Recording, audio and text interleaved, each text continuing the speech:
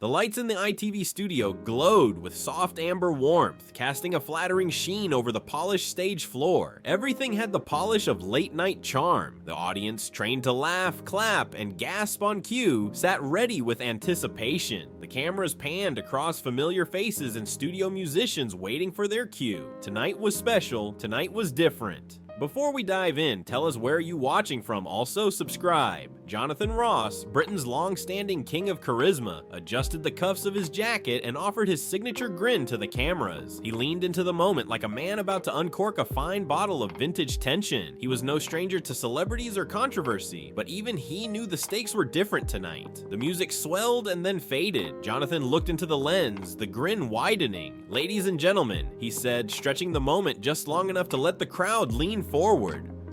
"Please welcome Prince Harry." The audience clapped politely, a shade more muted than expected. From backstage, Prince Harry emerged, dressed in a sleek navy blazer, a white shirt open at the collar, no tie, understated yet unmistakable. His face was calm but unreadable, no royal wave, just a brief nod and a short wave that didn't reach his eyes. He crossed the stage with the smooth, rehearsed confidence of someone who had done this more times than he cared to count. But something was different tonight. He wasn't here as a royal, not really. Not in spirit. He took his seat beside Jonathan with a posture that was too straight, too careful. Jonathan opened with charm, of course. "Harry, welcome back. It's been a while. How are you? How does it feel to be back in London?" Harry adjusted the microphone clipped to his lapel and offered a brief, guarded smile. "I'm fine," he said, his tone flat, the kind of answer that closes a door almost as soon as it's opened. Jonathan, unfazed, pressed on with ease. "You've been away for some time now. Honestly, a lot of people didn't expect to see you back in the UK so soon. What brought you home?" There was a flicker in Harry's eyes. Not annoyance exactly, but a tightening, a pulling inward. He tilted his head slightly. "If people didn't expect it, that's their issue, not mine," he replied, voice edged with subtle frost. "I'm here for the Well-Child Awards. I've supported them for years. They invited me. I came. Simple." The audience murmured, uncertain whether to clap or hold their breath. The tone in the room had shifted just slightly, like a wine glass beginning to vibrate before it breaks. Jonathan nodded, still gracious, still steady. "Of course. It's a wonderful cause, and your support's been consistent. But tell me, being back, does it stir up any old memories? Familiar faces, places you used to go?" Harry leaned back, crossing one leg over the other with careful precision. His body language spoke volumes, contained, deliberate, maybe even defensive. "I'm not here for a nostalgia tour," he said coolly. "I'm here to do my part, then I'm gone. I don't have time to wander around remembering what pub I stumbled out of at 19. A few chuckles escaped from the audience, a blend of awkward laughter and relief, but it didn't last. Harry's tone didn't invite further banter. Jonathan's smile flickered, slightly thinner now, but still intact. He moved the conversation forward. "Fair enough," he said. "Let's shift to the present then. Life in America, how's that treating you?" Harry raised his eyebrows slightly, a grin appearing, but not a warm one. It was more a flash of sharp teeth than genuine amusement. "Better than here, that's for sure," he said. "At least in California, I can drink my coffee without a camera crew waiting outside the window. Privacy actually exists. You should try it sometime." Jonathan, a low ooh rippled through the audience. Part laughter, part disbelief. Jonathan chuckled, trying to inject some levity. "I suppose we've all had a neighbor or two peeking through the curtains now and then," he offered, but the joke landed with a thud. Harry's expression didn't change. Sensing the tension, Jonathan recalibrated again, opting for a softer question. "All right, let's talk about something else. Married life. How's it going? There's been, well, rumors. People are curious." Harry didn't hesitate. His eyes locked on Jonathan's. "Rumors feed tabloids," he said bluntly. "Jonathan, if you brought me here for gossip, you invited the wrong guest. My marriage is fine. That's all you'll get. Sorry if that disappoints your audience." An awkward laugh fluttered through the studio, the kind that rises when no one knows where the line is anymore. Jonathan's head dipped slightly in acknowledgement, still composed. "It's not about disappointment," he said gently, "just asking what people are wondering about." "They can read the newspapers then?" Harry snapped. His voice wasn't raised, but it cut cleanly through the air. "This isn't free therapy." Silence. Actual, unfiltered silence. Even the band off stage seemed to hesitate. Jonathan shuffled the cards in his hand, buying time. Then, with professional smoothness, he pushed forward. Alright, let's move to something concrete. Your book, Spare. It stirred a lot of conversation. Some people called it raw and honest. Others said it lacked emotional depth. Looking back, how do you feel about it now? Harry's jaw tightened. He cut in before Jonathan could finish the thought. Most of the critics didn't even read it, he said. They skimmed headlines and summaries written by people with agendas. Sales charts don't measure honesty, and the people who actually connected with what I wrote, they're not the ones shouting online, the ones who hated it. They just didn't like being uncomfortable. Jonathan raised his brows slightly but kept his tone smooth. Still, as a writer, isn't feedback part of the process? Don't you want to know how your words landed? I know how they landed, Harry said coolly. With the people who mattered. I'm not interested in armchair critics. I didn't write it for them.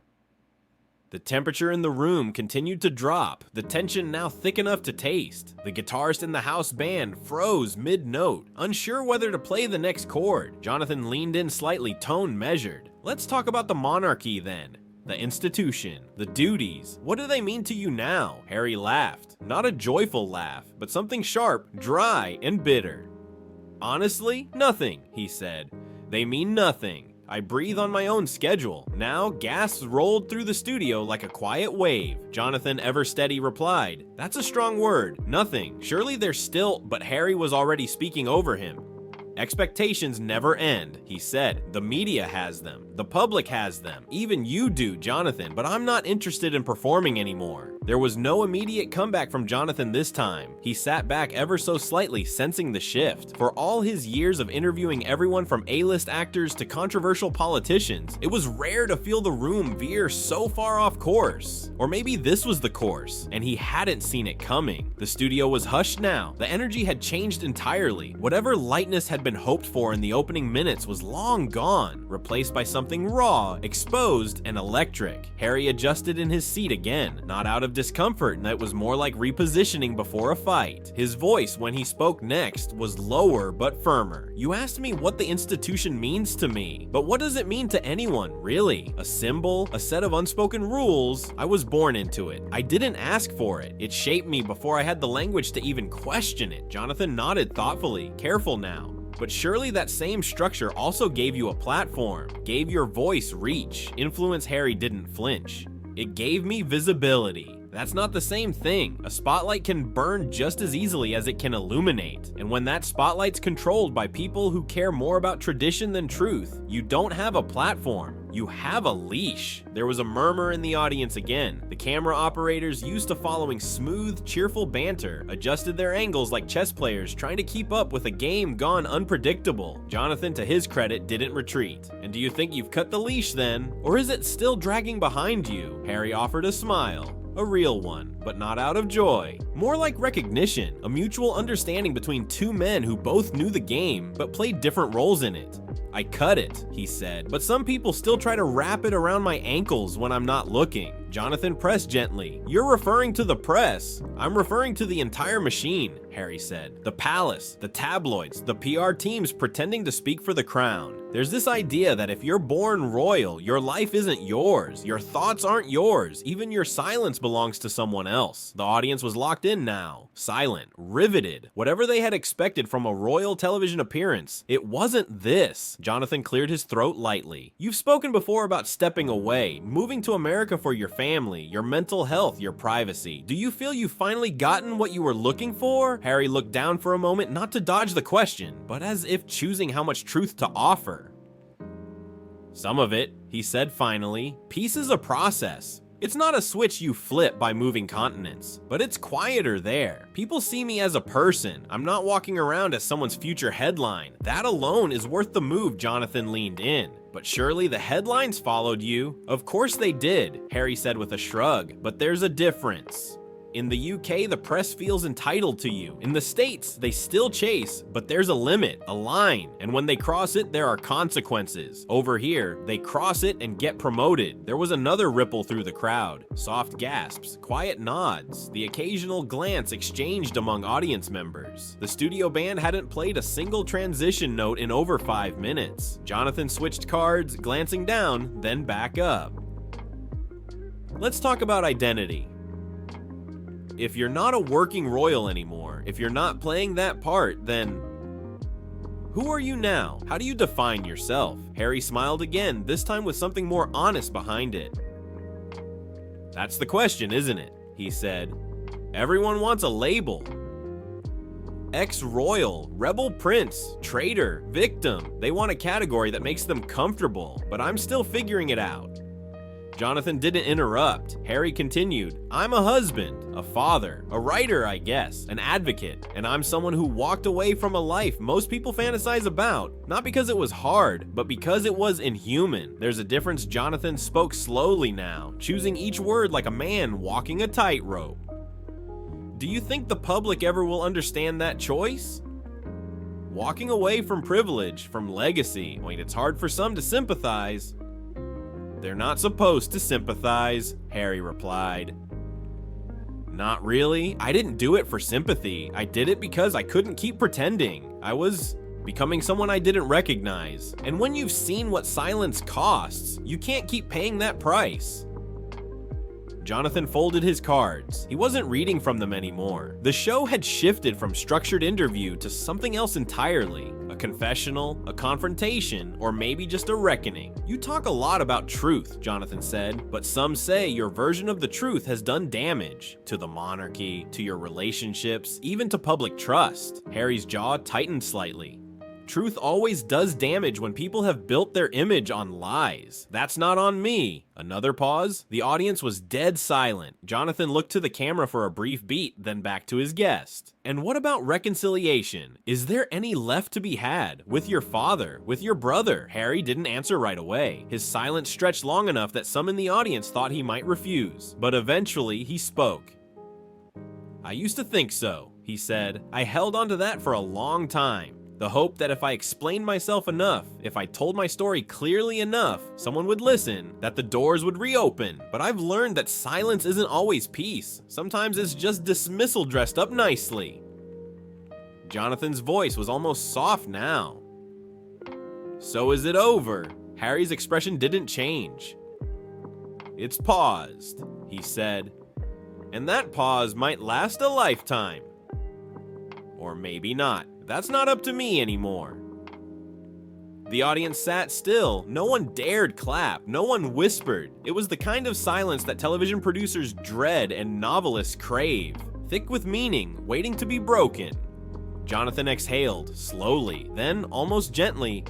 You're more candid than most guests I've had here. Were you always this direct? Harry smirked. No, but when you've had your words twisted enough times, you either stop talking or start saying exactly what you mean. The lights dimmed slightly as the camera zoomed in, capturing the former prince in full frame. There was no more grinning, no more royal polish, just a man, unfiltered, on a stage built for entertainment, turning it for one night into a courtroom of sorts. And the verdict? Still unwritten. The silence in the room wasn't awkward anymore. It was deliberate. The kind of silence that settles in when everyone realizes they're watching something they weren't meant to see, or maybe something they didn't expect to feel. Jonathan took a sip of water, more to ground himself than to fill space. He had faced political leaders in full spin mode, celebrities mid-scandal, even fellow broadcasters who danced expertly around controversy. But Harry was no longer playing a part, and that made him dangerous, or at least unpredictable. After a breath, Jonathan asked, "You've spoken a lot tonight about control, about narrative, but don't you think by doing